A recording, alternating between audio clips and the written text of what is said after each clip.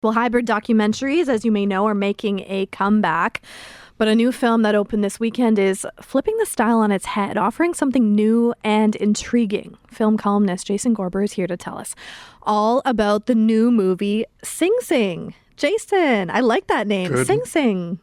Sing Sing doesn't sound delightful for one of the oldest prisons in the United States. Yeah, it doesn't quite give me that visual. So bring me into this film.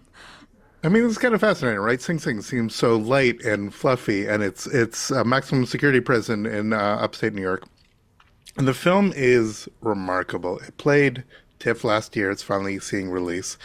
And it stars Colman Domingo, who got a lot of attention last year. He was in two major films that played Toronto.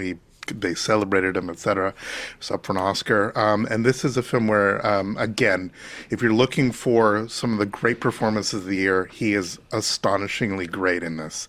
The film ostensibly is about a group of prisoners that come together to put on plays, either classical plays or plays they actually create. It's a real-life program called Rehabilitation Through the Arts. And so when we talk about that hybridization thing, this is a fiction film that tells a true story. That's not new. And in fact, what this isn't doing is new. But what I love about this is, as we said with hybrid documentaries, these are documentaries that have fiction elements or at least recreation elements. And that's been a thing. And people love the energy of nonfiction. Mm-hmm. This is a fictionalized film that has real people that really went through the rehabilitation through the arts. Former prisoners, people in conflict with the law. Those are the actors. Those are the actors working with professional actors. And so it's that dynamic. It is that collision between people acting but bringing their own lives, as all actors do, but in this added element of that these are actual people that were actually formerly incarcerated. And it's that dynamic, how it plays out between the two main professional actors, Colman Domingo and Paul Ratchie, who people might know from stuff like Sound of Metal. He's unbelievable in Sound of Metal. And these other performers, the dynamic feels so truthful, so powerful, and so exuberant that you just have to celebrate this film. So they're able to sell it. And these are people that are not, some of these people are not traditional actors. So how do you prepare someone that is not an actor to play themselves and deliver a performance that's compelling?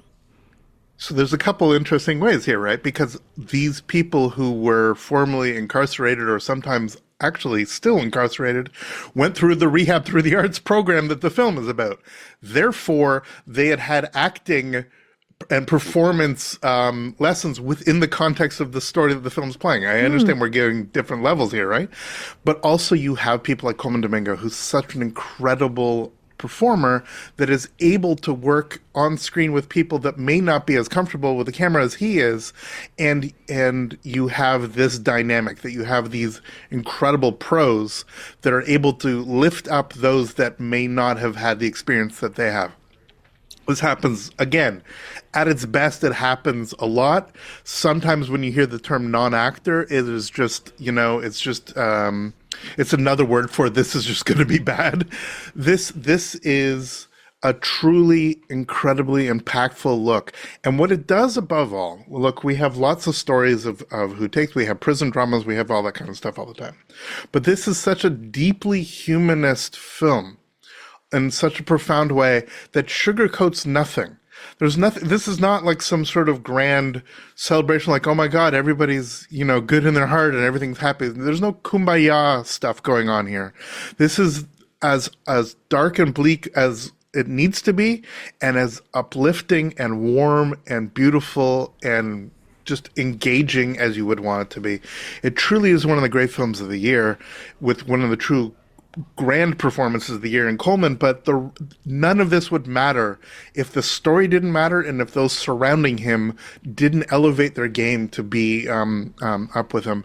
It's exquisitely put together. And again, if you're looking for something that is just a film to warm you and to engage you and to really get into your soul, I think Sing Sing really is one of them. And the irony that, it has this sort of, engaging, sort of entertaining term with Sing Sing, we can think of performance, but obviously underneath that is this other darker correlation. And it's that collision between those two things that I think is extraordinary. Right. And it's really pushing, social activism to a certain extent, and really this program, right? Do you think that that's like Absolutely. intrinsically tied in? Absolutely. And again, there are many people who believe that the whole role of incarceration is punishment, and that, many of the events that these people will have been incarcerated for are really, really not great. And as I said, none of that stuff is sugar-coated or simplified. All of those heavy questions. Are you simply giving an outlet for people to sort of forget their incarceration for a moment, and that's not the point of what prison or jail is meant to be. And of course, on the other hand, it's like if you have people who are there literally for their lives, you have this mechanism of maintaining a core humanity, which is so often stripped within the context of incarceration. And this dynamic, we have this notion of what is punishment and this notion of what is rehabilitation. And somewhere within there, we have the notion of arts, the notion that storytelling is a way where we can connect with those whose lives we cannot and do not understand. And Sing Sing as a movie does this, and within Sing Sing, through Rehab Through the Arts, you actually have a program whereby audience members within the prison, going to the performance in the prison, will see something in another person, part of their life that we wouldn't otherwise hold. I'm going to give a really brief shout out to what I think is one of the greatest television shows of all time, as crazy as it is, Treme, which is the show that David Simon and other people did after The Wire. Okay. And that's another of these collision. That's about New Orleans and all this crazy stuff. But it's this kind of dynamic of we're going to tell a really truthful story with real people, but do so in a fictionalized version. This is what really works for me and really warms my heart. Well, it shows, Jason, because I've talked to you for many, many years, and I feel like there's a whole different tone and timbre to you today because this movie... It's a Monday, that's why. It's a Monday. It's holiday Monday. Maybe that's also it. But it sounds like a good film to check out. I'm very interested. Jason, great to have you on the program today. Thanks for waking up for us. Always a pleasure. Take care. Jason Gorber is Metro Morning's film columnist and editor of thatshelf.com. That shelf.